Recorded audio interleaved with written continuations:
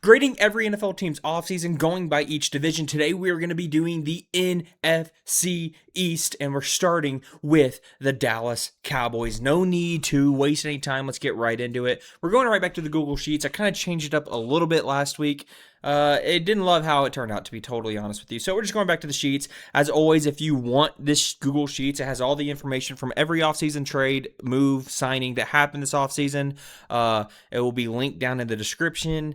It's all stuff you can look up. It's not necessary at all. I just have a weird brain, as I always say, and that is why I made it. Anyway, so let's get right into it. We're going with the Dallas Cowboys.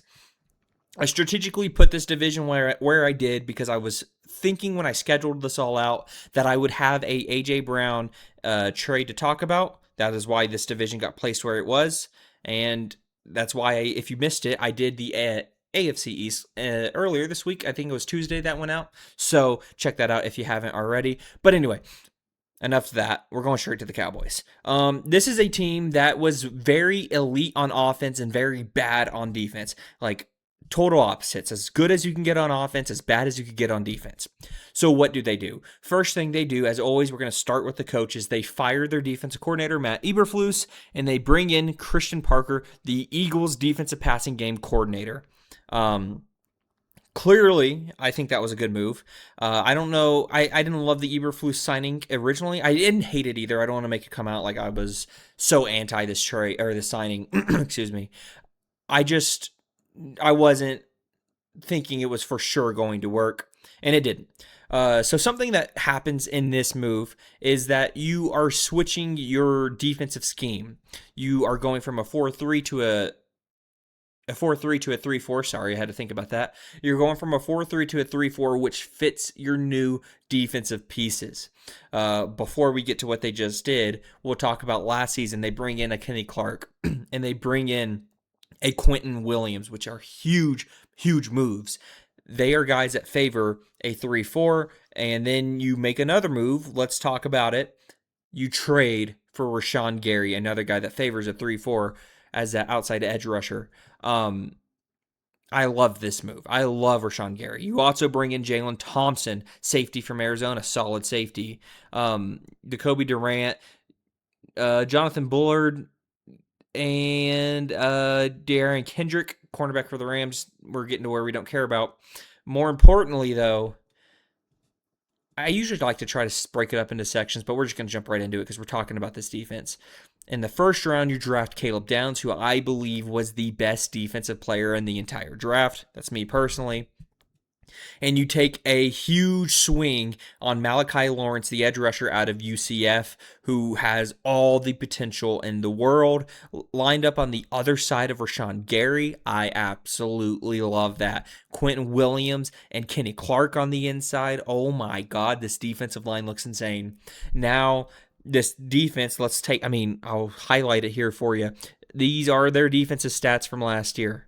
30th, 32nd, 32nd, 23rd, 31st, 31st, 26th. They were horrible in just about everything.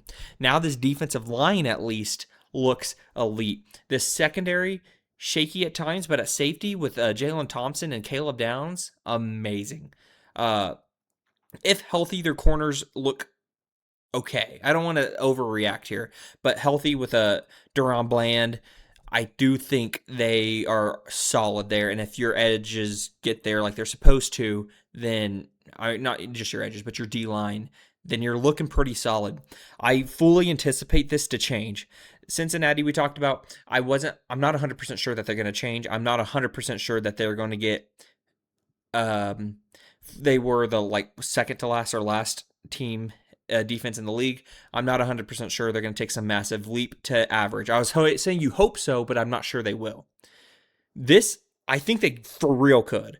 I think we could see this defense be in that 20 to 15 range. I think the more likely outcome is like the 25 to 15 range, but I do think we see a at least significant step forward, if not a couple steps forward from this defense. I love everything they did with their defense. And we'll also quickly talk about the guys they lost. and I say quickly because it's not much to talk about. Obviously, you like Jalen Tolbert, but the way that Flournoy came on at the end of last season, you really don't care. He's your wide receiver 3 now anyway. You still have a Kevontae Turpin. You franchise tag George Pickens, and you do extend Javonte Williams.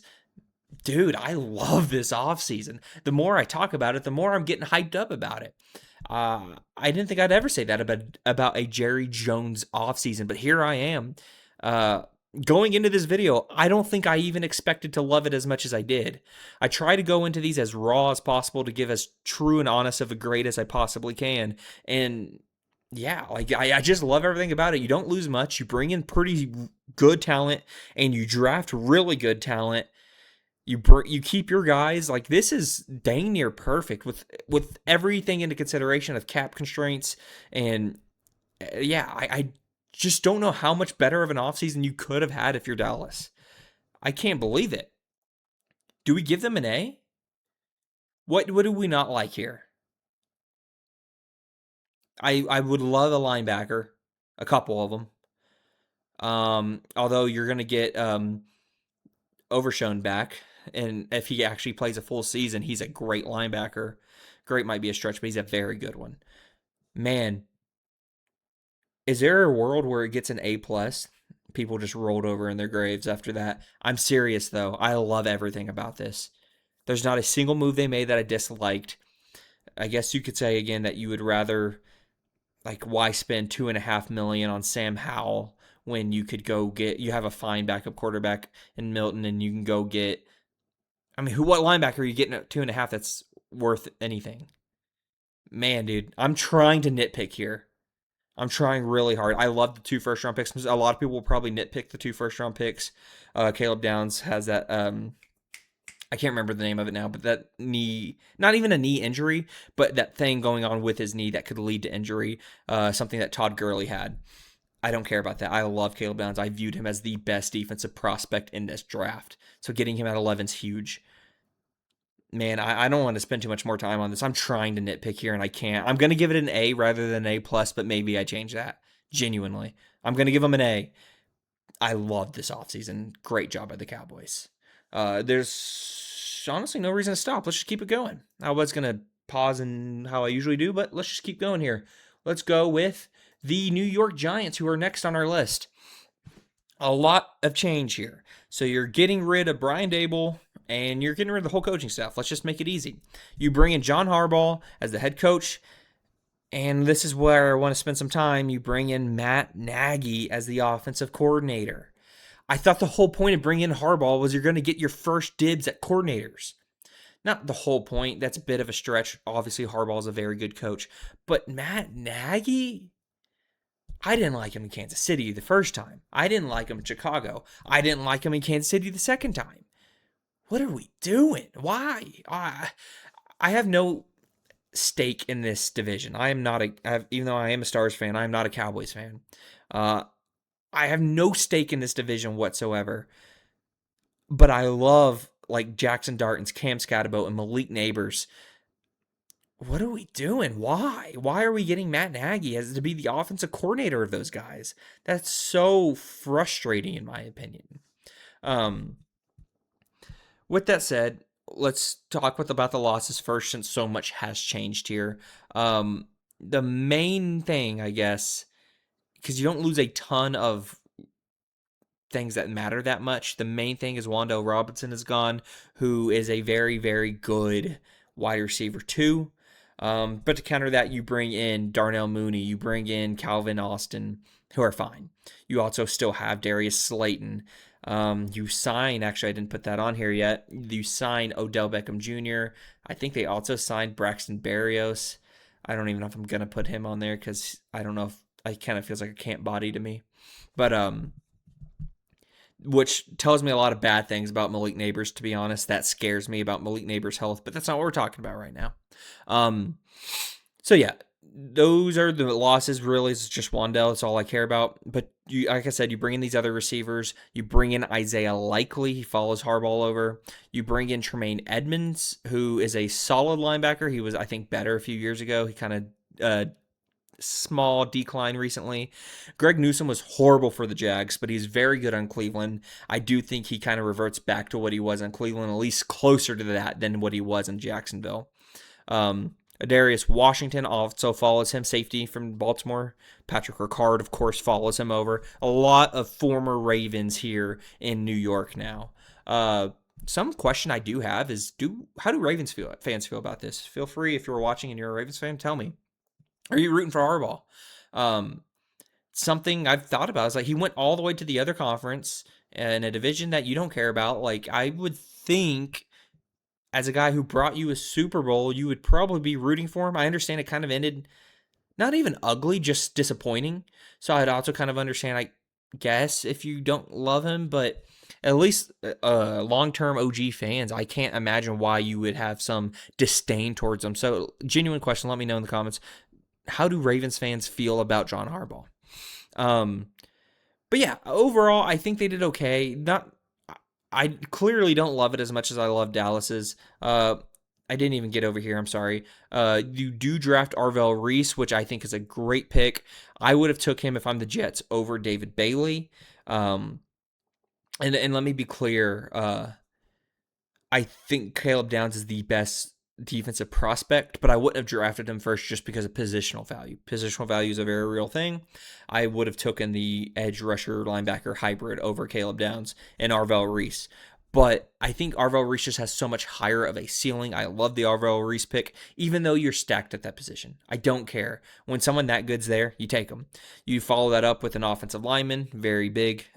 He is very big, but I meant to say that is very big for your team. Good pick there. My number one tackle on my board. You also bring in Colton Hood, cornerback from Tennessee. Was first round grade for most people. Goes in the second round.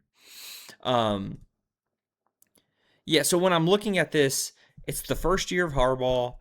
I think you're wanting improvement, but I don't know if you believe you're a playoff team quite yet. I think Matt Nagy is a major negative that really hurts the vibe of this team.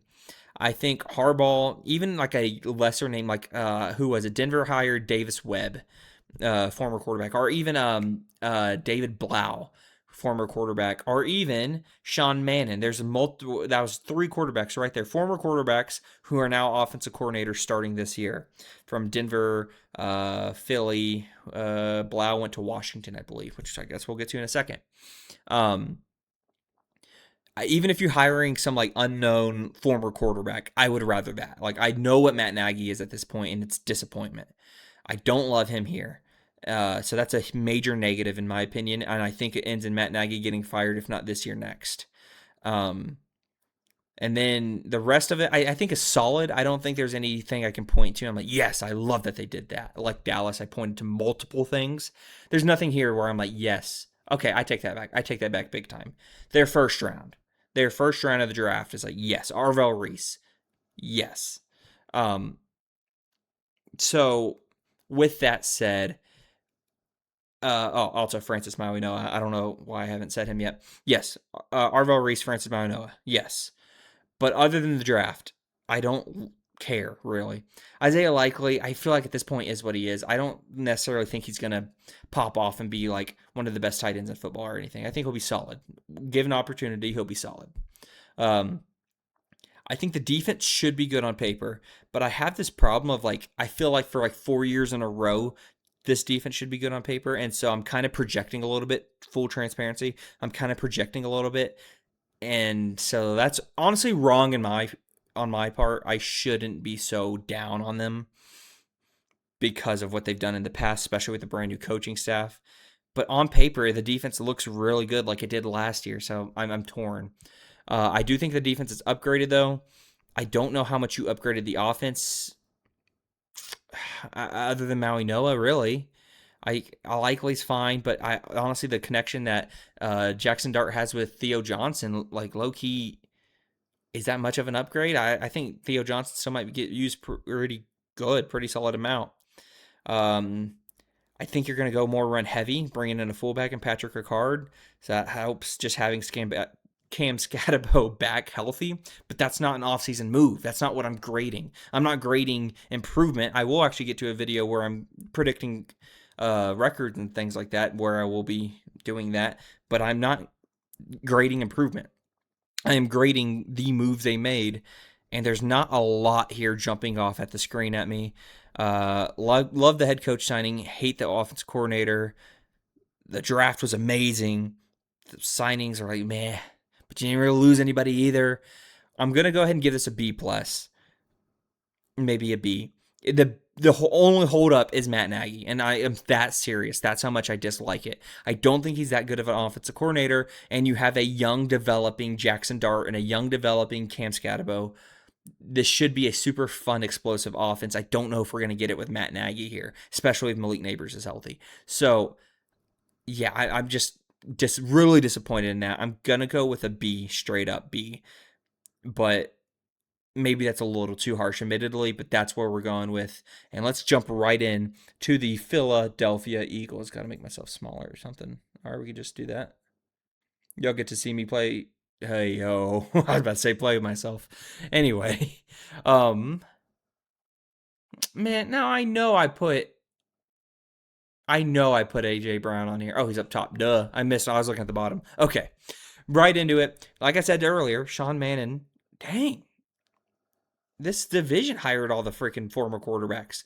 Sean Mannon, the new offensive coordinator for the Philadelphia Eagles. Kevin Patullo out. I can give them an A plus just for that. Horrible offensive coordinator. A plus. Moving on. Psych. Anyway, let's talk about it. Great offseason. I mean, let's be real. Jonathan Grenard, very good player for the Minnesota Vikings, now traded to the Philadelphia Eagles.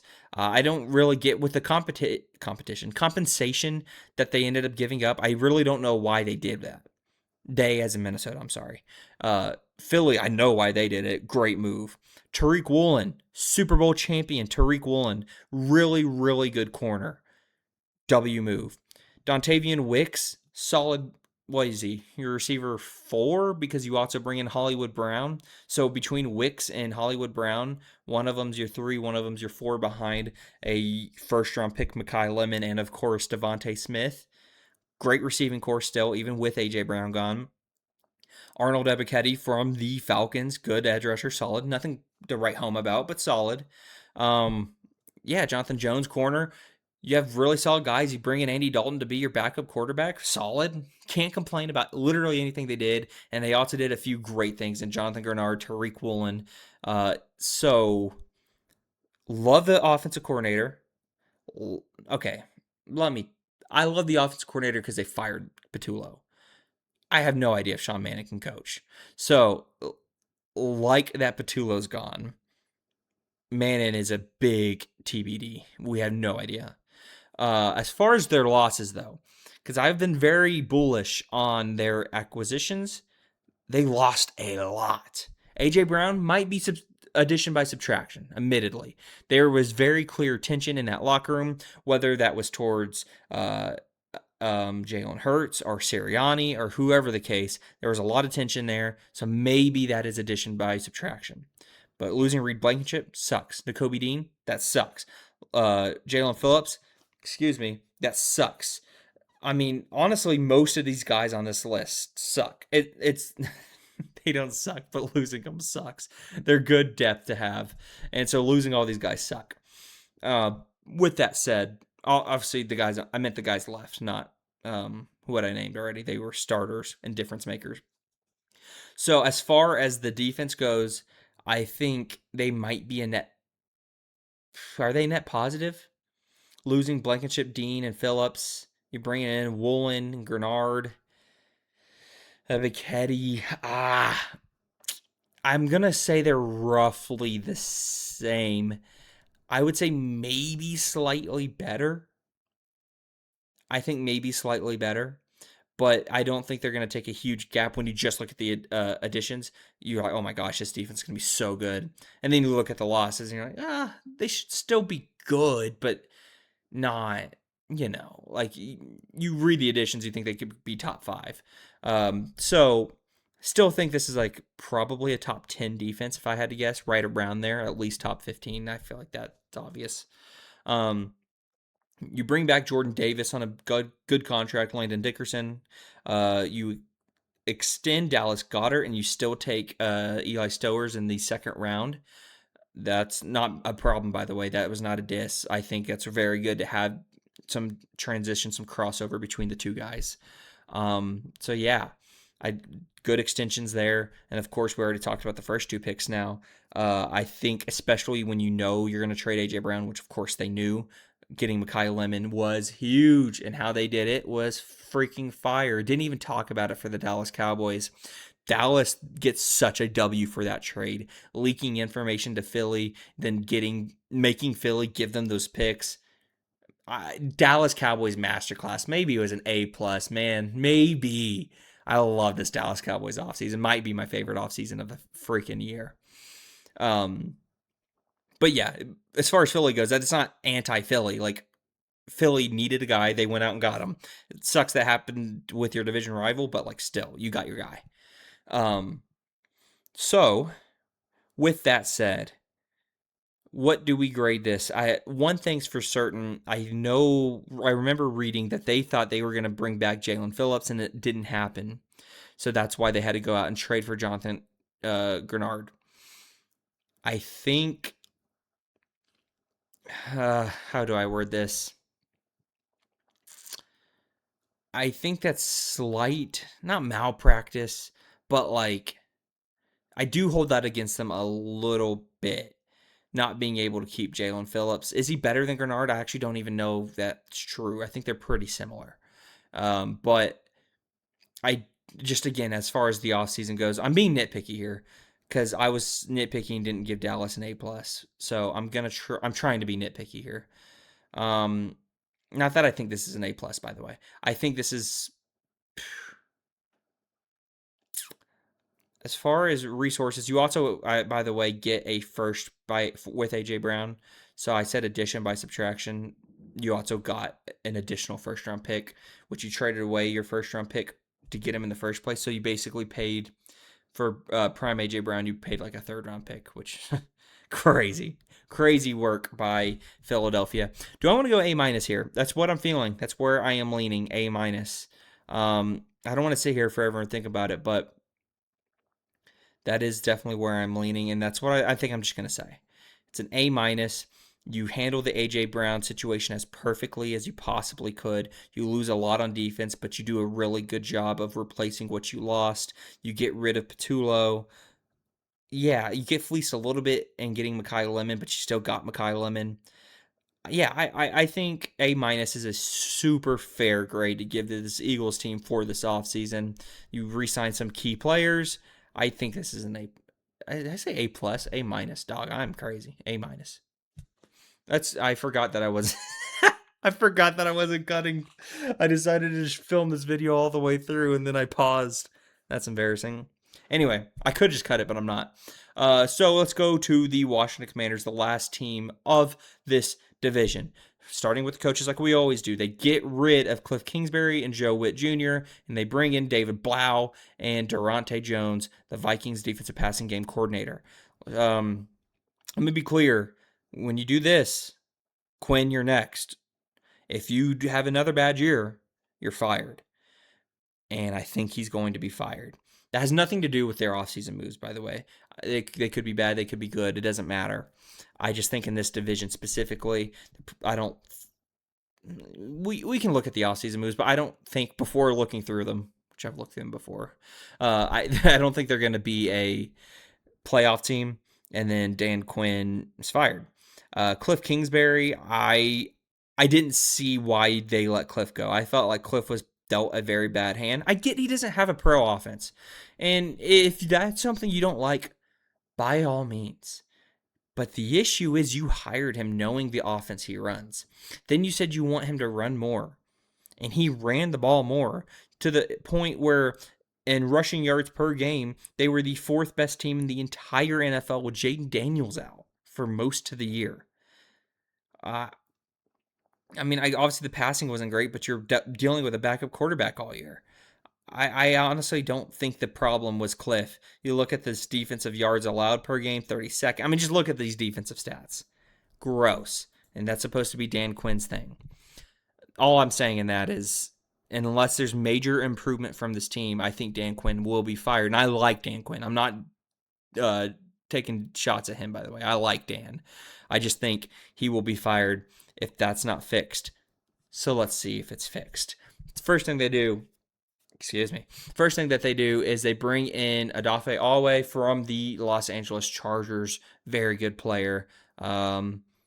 Most of the edge rushers I've been talking about, I've said like, oh, a little pricey. I thought he deserved it. I didn't even bat an eye at that contract. You get Kavion Chase on, and then we're sticking on defense real quick. Tim Settle, I almost called him Seattle. Leo Chenal from the Kansas City Chiefs, who is very, very good. Mick Robertson, Nick Cross. Here's the thing: you're bringing in a bunch of solid guys, except I really like Leo Chenal. Now I'm tripped up in my own brain. I think I said it right the first time, so just pretend I said that again. And Odafe Alway, of course. Those are the major guys major key players that you're bringing in, I think, to really help fix this. Chanel is replacing Bobby Wagner, who retired, I think. He was a free agent. I don't know if he's officially retired yet, but he's retired. Lattimore's gone. You lose Darnell Savage, which at this point, who cares? He's not what he used to be. And you also bring in, of course, Sonny Styles to help replace Bobby Wagner too, which is a little overrated at the end of his career. He's a little washed, but still. The linebacking core is amazing now. My gosh. I really love that linebacking core from Styles and Chanel. So that I think is a big plus for them. Obviously, always a big plus for them. And that's really where we're at defensively. Again, solid depth pieces behind that. Offensively, I think they're going with the mindset of no Cliff, because obviously they fired him. They're anti-Cliff. So no Cliff plus healthy Jaden Daniels means offense fixed. I don't think that's true. I don't think that's the case. I don't love the offense. Your number 2 receiver at this point genuinely is probably Antonio Williams, your 3rd round pick. And I'm being serious. Like, I don't know who you let Debo go, which I don't even know if I put on there. No, I didn't. That's a mistake. You let oh my gosh. You let Debo go. I hit caps lock. I don't need to do this right now. You let Debo Samuel go, which I'm not a Debo guy by any means. I don't view him as that elite of a player, but you let him go and you didn't replace him. My hope for them, for the Commanders, would be that you're bringing in Stephon Diggs, and you know you are. Because other than that, I don't know why you just don't have anybody. You don't have a number 2 wide receiver. And Diggs obviously being a Maryland guy, that's near home. Like, I could see it happening. I wouldn't be shocked if that's announced tomorrow that Stephon Diggs is going to be a Washington Commander. But until that happens, I don't know what they were thinking. And again, I'm hoping that just means it's going to happen. I also kind of thought when they traded for Laramie Tunsil, what they gave up for him was a little bit of an overpay. And I think I was mostly right. Now you're giving him another 2 years, $30 million a year. I think that's a little bit of an overpay at this point in his career. Not that he's bad. Not that he isn't better on your team than off your team. I get all that, and you had to pay him to keep him. I get it. But I don't think he's worth $30 million. Marcus, I guess he had to keep at this point because he plays half the season, it feels like. I don't know, man. I don't love much here, if you can't tell. I don't know if I've made that clear, but I don't love much here. 29 minutes into this video. Yeah, I don't love much here. I think I'm leaning in the C's, to be totally honest with you. There's such an unknown with David Blau. There's such an unknown with Durante Jones. So now your coordinators, both of them, big unknowns. There's such marginal improvements on the defense to an extent. I think the defense took a good step forward if you're including rookies. Would I say C plus? Do I go B minus? I think the coaches weigh it down too much. I'm going to stick with a C plus. I don't think you did anything adequate on the offensive side of the ball. You lose Tyler Biadasz, I believe is how you pronounce the name. I know he played for the Cowboys back in the day. He's very good. Was a very good center. Now I think he's just average, but still, you're losing on your O line. I think Tunsil's just another year older. Um, yeah, I just I think the offense was neglected, and I think they're going to pay for that. Bill Krosky-Merritt is fine running back, slightly overrated, who we're in year 2 now, and they're still talking about how he needs to be better in the passing game, blocking and catching and all those things. There's a real chance Rachaad White's outplaying him because he's not good at those things. And so I struggle a lot with the offense isn't good, in my opinion. Even with Jaden Daniels, I think with Jaden Daniels, it's better than like the 22nd offense. But is it higher than like the 15th? I don't know about that. Like I just see a ceiling on this offense. The defense is marginally better, maybe a little, like maybe a step forward. But man, outside of that, I just don't love it a lot here. I don't think they got significantly better as a team. I think they're still fighting the Giants for the last place in the division. And with all that being said, I have to go with a C plus. I cannot give them any higher. So the Washington Commanders get a C plus. So that is the grading off seasons for the NFC East. Not tomorrow. I am tripping up. It's 9:35. I'm acting like it's 4 a.m. Next week, I will continue the series, and I don't remember the divisions we're going to do, but we're going to do 2 more NFC divisions, and then we'll wrap it up the week after that with my last NFC division and a special video, I think, that week. Maybe it's next week, to be honest with you. But we're going to start getting into some other stuff. We're not going to stick on this series. Obviously, it'll be over. We're going to get into a lot more fun stuff, a lot more opinion-based. This is opinion-based, but a lot more, I don't want to say hot take because that feels clickbaity, and I'm not going for clickbait. But I do want like more bigger themes that we can dive into. It's harder to dive into it when you're having to go through 4 teams and every move they made in the offseason to grade it. I like videos where I can just sit down and like really focus in on one thing, and it's like more like 15 minutes rather than the 32 minutes that we're at now. I really like videos like that. So we're going to get a lot more of that. If you enjoy football, I was going to say sports, and it is going to be a sports page, but I decided to wait on the NBA because by the time I started filming again, it was like already the NBA finals. And I was like, I don't want to start at the end. So maybe I start honestly with the offseason, the NBA offseason. If that's something you're interested in, let me know. I think maybe we start with the draft. Maybe NBA draft night is the first night we start posting NBA content. So subscribe if you want to see NBA, NFL. I'm going to mix in some hockey. I love hockey so much. I will mix hockey in there as well. We'll see when, though. All right. So, again, like, subscribe, do all the YouTube things, and I'll see you next time.